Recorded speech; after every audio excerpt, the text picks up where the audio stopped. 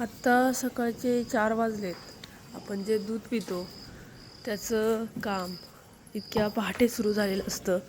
म्हणजे आत्ता म्हशी चारा खात आहेत. चारा खाऊन झाला की त्यांना पशुखाद्य दिलं जाईल आणि त्यानंतर मग लगेचच म्हशींचं दूध काढायला सुरुवात होते. तर फार गरजेचं आहे ह्या जनावरांना पौष्टिक आहार देणं, जेणेकरून जे दूध आपल्याला मिळतं ते तितकंच पौष्टिक स्वरूपातलं मिळतं. त्यामुळं ह्या व्यवसायामध्ये काम करणाऱ्या प्रत्येकाचं खरंच आभार. कारण एवढं शिस्तचे काम करणं म्हणजे खूप महत्त्वाची गोष्ट आहे.